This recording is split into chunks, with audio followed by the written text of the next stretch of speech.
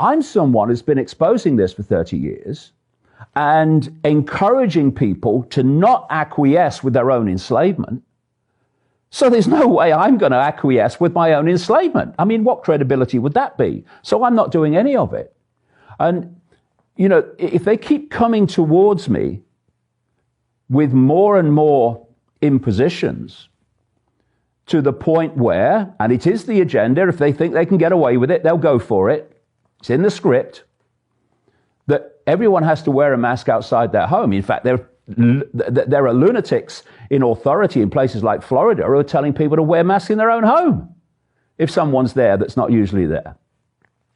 But if they do that, if they say you can't leave your home without wearing a mask, well, obviously, I'm going to leave my home because I'm not going to be put under house arrest by a bunch of psychopaths and idiots, which is the combination that's doing this. So I will go out and I won't wear a mask. And what happens then happens. If they fine me, I won't pay the fine. Well, we'll put you in jail. Well, go ahead, because I ain't acquiescing to you. Because I do understand, Brian, I completely understand why people look at this situation with the masks and they say, I know it's nonsense. I know why they're doing it, but I've got to get to work to feed my family. I've got to do this to feed my family. Completely understand that. And I'm not saying because I'm doing it that everyone else should do it and you're all wrong if you don't do what I'm doing. I'm not saying that. I'm saying my personal choice for two reasons. A, if I'm encouraging people not to acquiesce with their own enslavement, then the last thing I need to do is do it, or ever would. And secondly, I'm doing it for my own self-respect. You know, some psychopaths in the shadows through idiots in government are going to tell me I have to wear a face nappy or a face diaper, as you would say in America. What? Not a chance. You know, I put something on the internet this week, a picture of Boris Johnson, the Prime Minister, and Matt Hancock, the Health Secretary, neither of which know anything about health at all. They're just reading the script. They're just spectators, really. But it's quite a thought that these two people who, in terms of understanding what's going on, don't have two brain cells to rub together, they announce something that people have to do, this pair of brats, and tens of millions do it. Well, where do you think that's going to end with that scale of acquiescence? So what I'm saying is, I do understand why people acquiesce, because they've got to feed their families and all that. I understand that. I'm not condemning. But I have to say this. If we don't stop acquiescing with our own enslavement, like now, then it doesn't bear thinking where this is going.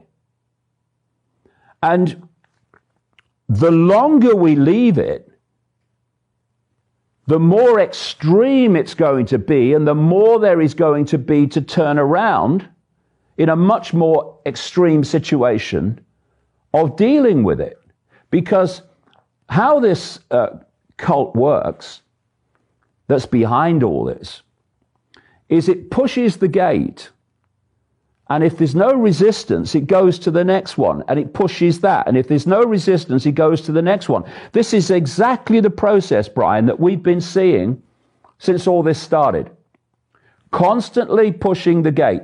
And people have said in Britain, understandably, why are they making masks mandatory now, all these months into this so-called crisis, when the death rate's been going down? There's reasons why it's going down, which I'm sure we'll come to. So why are they doing it? It's because if they threw everything at us at the start, And if they had not paid furlough payments to people for those that lost their not lost their jobs, but lost their work because of the lockdowns and the business closures, and they're still officially employed, but they don't work, so the government pays them some money. If they hadn't have done that, then this lockdown would have been over a long time ago, because there would have been such a reaction. First of all, how do I feed my family? And then all these other things out of nowhere, the masks and social distancing and all this stuff, in one go, there'd have been a massive pushback. And they know that, because the way they manipulate the world is psychologically. It's all about controlling people's perceptions. So this is what they've been doing. We'll introduce this like the lockdown. We're just introducing the lockdown to flatten the curve. Do you remember that? Mm-hmm. Back in the midst of history. And that was, we'll placate them. This is not long, no, just flatten the curve. And then you get them used to it. And then you go to the next one. And you get them used to that. And then you go to the next one. And now the part of the script where they introduce masks and start to subjugate people literally, visually, destroying their individuality, and also symbolism. It's why I've written so much about symbolism over the years, and why the occult and the satanic groups and the secret societies use symbolism, the language of symbolism. It's their language, because it's the language of the subconscious. And if you can, this is what they're trying to get. They're trying to get into the subconscious, because they know that once they've planted thoughts, perceptions, beliefs in the subconscious, they will filter through to the conscious mind, at which point the person will think they're their conclusions, their insight, their decisions.